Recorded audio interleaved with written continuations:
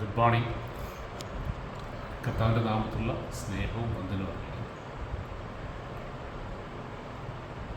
നമ്മൾ പലപ്പോഴും കർത്താവിൻ്റെ അടുക്കിലേക്ക് വരുന്നത് അല്ലെങ്കിൽ വിശ്വാസം സ്വീകരിക്കുന്നത് പലപ്പോഴും ഓരോ സാഹചര്യത്തിൽ കൂടി ഓരോ പ്രതിസന്ധിയിൽ കൂടെ കടന്നു പോകുമ്പോൾ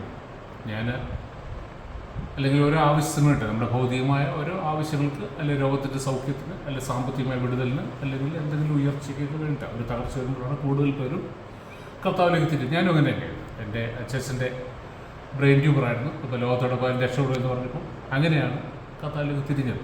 അതൊരു മുഖാന്തരം. പക്ഷെ നമ്മൾ ശ്രദ്ധിച്ചു കഴിഞ്ഞാൽ അറിയാം, കർത്താവിൻ്റെ പ്രധാന ഉദ്ദേശം നമ്മളെ ആ ഒരു സാഹചര്യത്തിൽ നിന്ന് വിടുവിക്കുക അല്ലെങ്കിൽ അതിനെ അനുഗ്രഹിക്കുക എന്നുള്ളത് മാത്രമല്ല. പിതാവായ ദൈവത്തിന് പരമപ്രധാനമായ ഒരൊറ്റ ഉദ്ദേശം ഏറ്റവും ഇമ്പോർട്ടൻ്റ് ആയിട്ട്. ബാക്കിയെല്ലാം ചെയ്യും, അത് രാജ്യം നീതി അന്വേഷിക്കുമ്പോൾ ബാക്കിയെല്ലാം കൂട്ടിച്ചേർക്കപ്പെടുന്ന ഒരു വാഗ്ദാനത്തിലുള്ളതാണ്. പക്ഷെ പിതാവിൻ്റെ നമ്മളെക്കുറിച്ചുള്ള ഏറ്റവും വലിയ ആഗ്രഹം നമ്മളെ യേശുക്രിസ്തുവിൻ്റെ സ്വഭാവത്തിനോട് അനുരൂപരാക്കുക. അപ്പം നമുക്ക് പലപ്പോഴും പക്ഷേ നമ്മൾ ആദ്യ സമയങ്ങളിൽ നമുക്ക് ആ പ്രാർത്ഥനയ്ക്ക് മറുപടി ഞമ്മല്ലേ എനിക്ക് അച്ഛൻ്റെ സൗഖ്യം എൻ്റെ ഏറ്റവും വലിയ പ്രാർത്ഥനാ വിഷയമായി.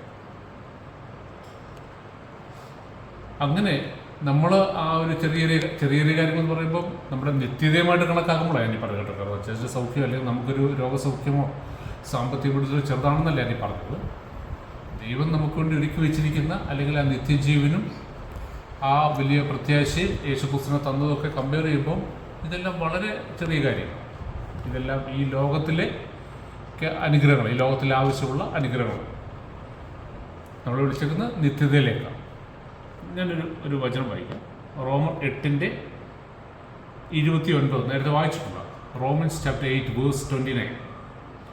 അവിടുന്ന് മുൻകൂട്ടി അറിഞ്ഞവരെ തൻ്റെ പുത്രൻ്റെ സാദൃശ്യത്തോട് അനുരൂപരാക്കാൻ വേണ്ടി മുൻകൂട്ടി നിശ്ചയിക്കുകയും ചെയ്തു. അവിടുന്ന് മുൻകൂട്ടി അറിഞ്ഞവരെന്ന് പറഞ്ഞാൽ നമ്മളൊക്കെ ലോകസ്ഥാപനത്തിന് മുമ്പേ നമ്മളെക്കുറിച്ച് കർത്താവിന് അറിയായിരുന്നു, പദ്ധതി ഉണ്ടായിരുന്നു.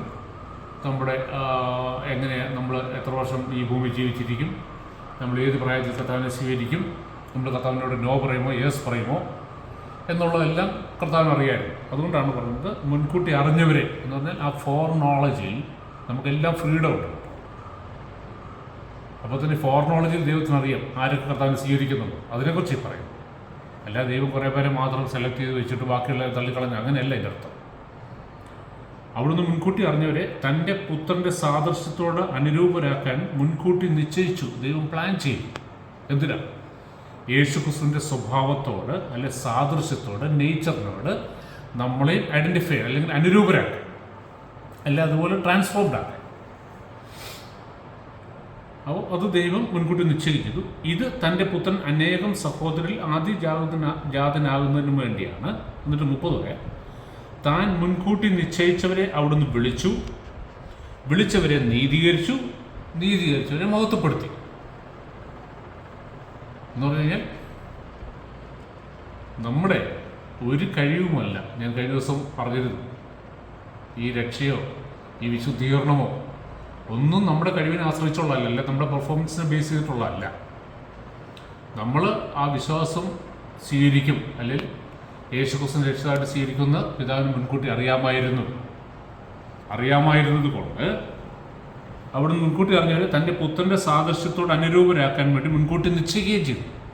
അപ്പോൾ പിതാവിൻ്റെ നമ്മളെക്കുറിച്ചുള്ള ഏറ്റവും വലിയ ആഗ്രഹം, ഓരോ അപ്പൻ്റെയും മക്കളെക്കുറിച്ചുള്ള ആഗ്രഹം എന്താ? നമ്മുടെ മക്കൾ ഏറ്റവും പെർഫെക്റ്റ് ആകണം, ഏറ്റവും മിടുക്കരാകണം, ഏറ്റവും നല്ല മാതൃകയുള്ളവരാണ്, അഭിമാനിക്കാൻ വകയുള്ളവരാണ് എന്ന് പറഞ്ഞ പോലെ തന്നെ പിതാവിൻ്റെ ആദ്യജാതന് ജീസസ് ക്രൈസ്റ്റ്, നമ്മുടെ മൂത്ത സഹോദരൻ. ഞാൻ കഴിഞ്ഞ ദിവസം ഡീറ്റെയിൽ പറയായിരുന്നു, നമ്മൾ ശരിക്കും പറഞ്ഞാൽ വിശ്വാസികൾ പാടേണ്ട ഒരു പാട്ടാണ്. ഒരു ടി വിയിലൊക്കെ നേരത്തെ വരുന്ന ഒരു അഡ്വർടൈസ്മെൻറ്റ് സോങ് ഉണ്ട്, ടി വിയിൽ റേഡിയോയിലൊക്കെ വരുന്നതായിരുന്നു. ഏതാണെന്ന് പറയാം. ഞാൻ ഏതിൻ്റെ അത് ഓർക്കുന്നില്ല, ഏതോ മിഠായി ബിസ്ക്കറ്റിൻ്റെ ആണോ അതോ ബൂസ്റ്റോ ബോൺവിറ്റോ, അതുപോലെ ഒരു നാൾ ഞാനും ഏട്ടനെ പോലെ വളരും വലുതാകും.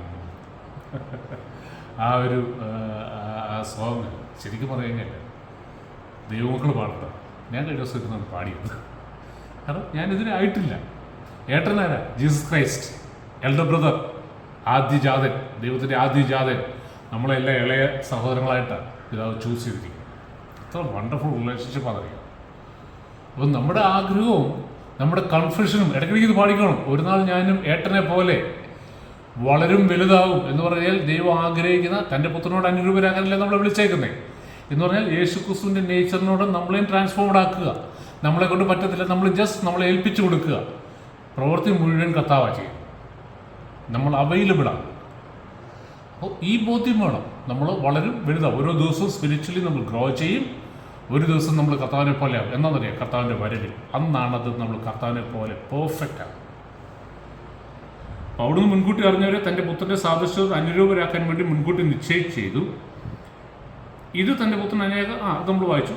താൻ മുൻകൂട്ടി നിശ്ചയിച്ചവരെ അവിടുന്ന് വിളിച്ചു വായിക്കുമ്പോൾ കുറേ കൂടെ നല്ല ക്ലിയർ. താൻ ദൈവം മുൻകൂട്ടി നിശ്ചയിച്ചവരെ താൻ വിളിച്ചു. നമുക്കിവിടെ റോള് മുൻകൂട്ടി നിശ്ചയിച്ചത് അറിഞ്ഞവർ, അല്ലെ ദൈവം വിളിച്ചവരെ നീതീകരിച്ചു. അതോ ഞാൻ ന്യായപ്രമാണം അനുസരിച്ചാണോ നീതീകരിക്കപ്പെട്ടു, അല്ലെ എൻ്റെ സൽപ്രവൃത്തികൾ കൊണ്ടാണ്? ഞാൻ കഴിഞ്ഞ ദിവസം എൻ്റെ ഒരു ക്ലോസ് ഫ്രണ്ട് ആയിട്ട് സംസാരിച്ചപ്പോൾ ഞാനൊരു എക്സാമ്പിൾ, അത് അടുത്ത എപ്പിസോഡ് പറയാം. കഥ പറഞ്ഞിരിക്കുന്നു.